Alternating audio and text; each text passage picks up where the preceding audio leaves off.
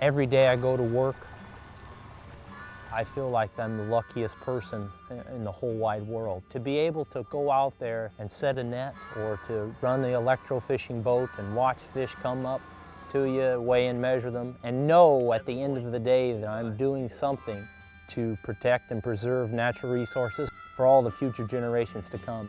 I love it, man, especially working with Asian carp. You know, a lot of people really hate these fish, and I see it as, let's use this as an opportunity to learn how to manage invasive species in Missouri. Oh, that is a big fish.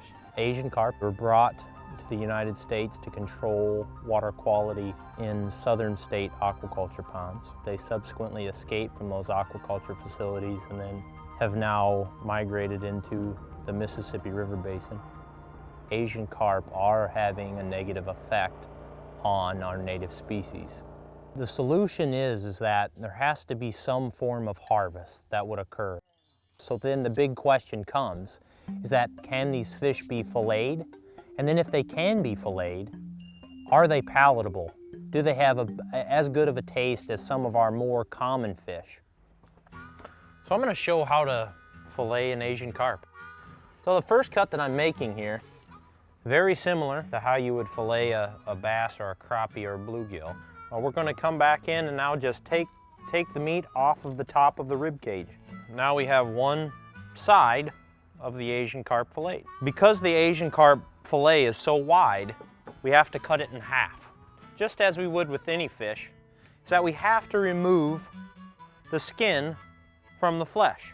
One thing with Asian carp that we have to be mindful of when we're filleting them is that they do have a little bit of red meat that needs to be removed. Kind of gives the meat a pungent taste if you don't get it all off there. And then you can see in the very center of the fillet, there's a series of bones that come through the top. So what we want to do now is we want to be able to remove those Y bones. Since they're in the shape of the Y in this fillet, we're going to simply cut on both sides of those to get that flesh off of there. And there you have it. Two boneless pieces from the top. And then for the bottom, we're going to do the same thing. We got to find those Y bones and we're just going to make our cut out. That is 1/2 of a boneless Asian carp fillet. Okay, so we did a taste test.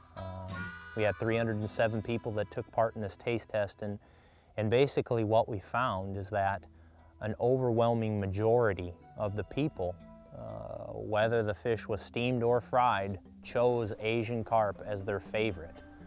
So that means that they like them better than everybody's favorite tilapia and catfish.